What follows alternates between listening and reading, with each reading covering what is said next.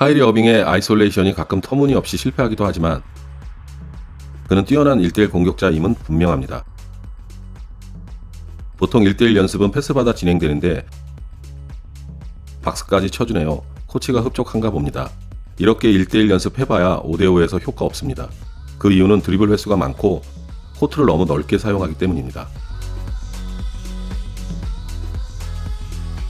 드리블을 총 5회 치고 1대1 하는데 그 횟수는 5대5에서 문제가 없을까요? 동호인 대회에 출전한 분은 알겠지만 드리블 5회에 1대1 문제 생길 가능성이 아주 높습니다. 보통 최대 3회까지만 드리블 횟수를 제한하고 1대1 연습을 해야 합니다. 그리고 또 다른 미스가 있었는데 이때 잽 페이크 후 슛을 해야 했습니다. 찬스는 순간 생기고 사라집니다.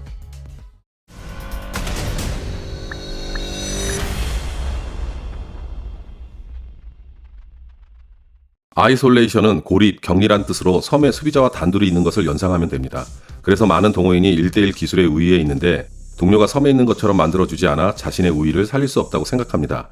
1대1 공격의 찬스는 자신의 공격이 우위에 있을 때가 그 찬스이지만 그것은 개인의 스킬이 만들어내는 것이 아니고 공의 움직임과 선수의 움직임, 그리고 스크린에 의해 그 찬스가 발생되는 것입니다. 그래서 드리블 횟수나 볼 소유 시간에 제한을 두지 않으면 1대1 공격이 무리한 공격이 되는 것입니다. 오늘의 영상은 작은 팁으로 시작되지만 결코 그 효과는 작지 않을 것입니다. 볼이 있는 쪽에 수비자가 밀집되는 것은 당연하지만 밀집된 지역에서 1대1 공격은 무리한 공격입니다. 따라서 여기서 공격하려면 동료가 수비를 끌고 반대 사이드로 가거나 스크린을 해주는 것이 좋은 공격 방법입니다. 그렇지 않으면 반대 사이드에 있는 4가 침투하거나 2가 침투해야 합니다. 이것을 커트인 또는 하이포스트 플래시라고 합니다. 그러나 가상의 기준선을 넘지 않아야 합니다.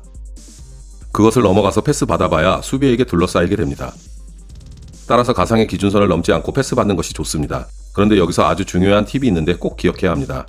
패스의 반대의 방향으로 공격하는 것입니다. 패스가 오른쪽에서 오면 왼쪽으로 공격, 왼쪽에서 오면 오른쪽으로 공격하는 것입니다.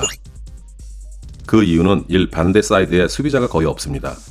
2. 도움 수비자의 이동거리가 길기 때문입니다.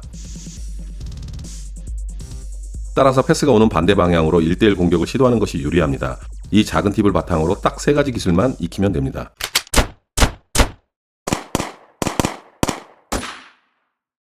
다시 어떤 상황에서 사용하는 스킬인지 확인 바랍니다. 1-2 스텝으로 볼 캐치 후 패스 온 반대 방향으로 드라이브.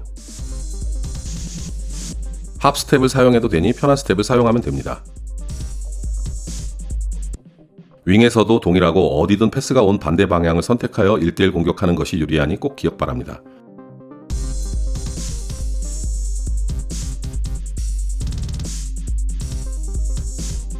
슛을 위한 스톱은 점프, 1-2 편한 거 사용하면 됩니다.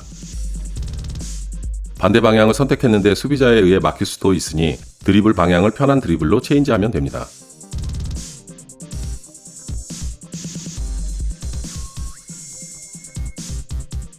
어떤가요? 다들 알고 있는 쉬운 스킬이지만 중요한 것은 완벽하게 구사하는 것이고 여기에 반대 방향을 선택하는 것 잊지 마세요. 지금까지 시청해주셔서 감사합니다. 구독과 좋아요, 알림 설정은 채널 운영에 큰 도움이 되니 부탁드리겠습니다.